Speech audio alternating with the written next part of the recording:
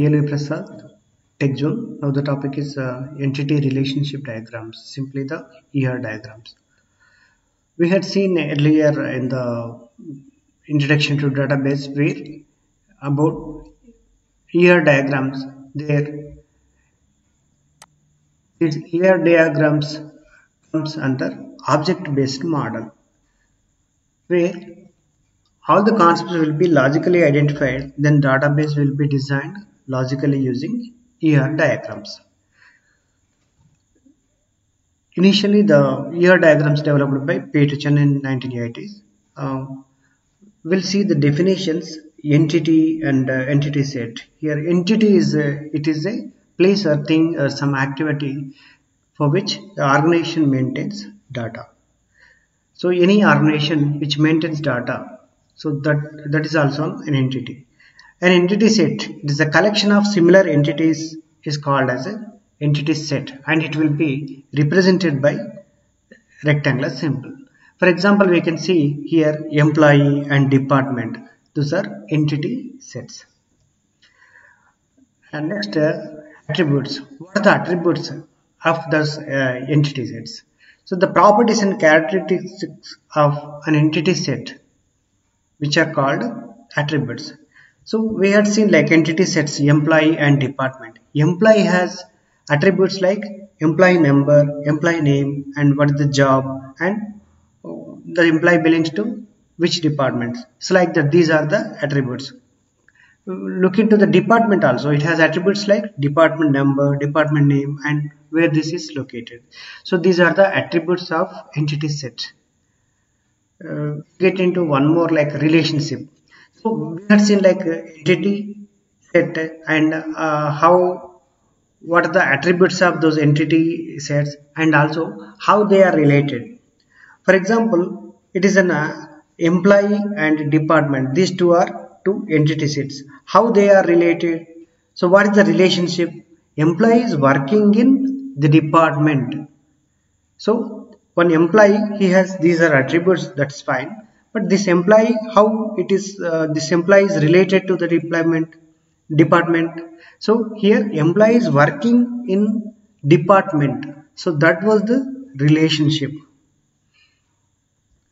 What are the types of relations? We have the binary relationship and one more is the ternary. Binary means the entity relationship between two entity sets, that is called a binary. Here let's see the example like employee and department. These are two entity sets.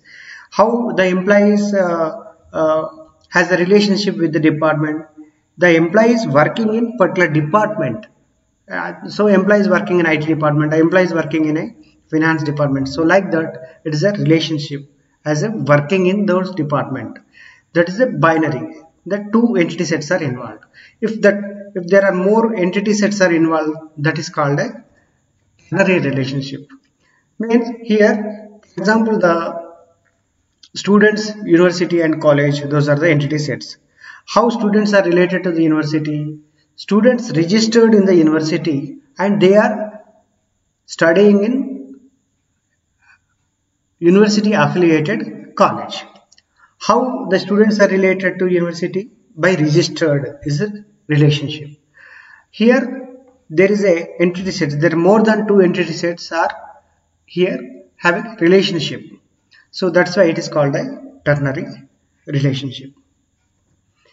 And one more is the descriptive attribute. So we had seen the attribute like employee and department.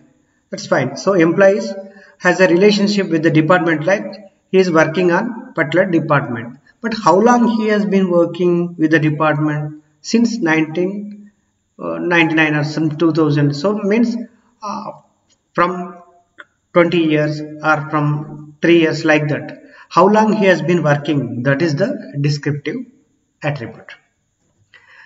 We have seen like entity set type. Here entity set types. There are 4 types like strong entity set, weak entity set, independent entity set, and dependent entity set. So strong is if it is an entity set which does not allow duplicate entities. So For example, let's see this diagram here. Employee is one entity set. It has only employee number, employee name. So these are the uniquely identified. So these are called, this is called, the employee is the strongest entity set. So weak entity set, it cannot identify its entities uniquely. So that is called a weak entity set. Independent and dependent entity set. So the existing entity set does not depend upon other entity sets, that is called as an independent entity set. So if the existing entity set depends on the other entity set, that is called a dependent entity set. Now let us see the example. So the same employee, he has taken some policy, and definitely while taking a policy, nominee has to be registered. So here nominee is dependent on the employee, but employee is an independent. This is how the independent and dependent entity sets we can define.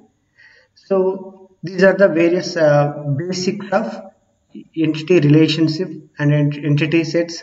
So and strong and weak entities like that. So these are the related to the ER entity relationship diagrams.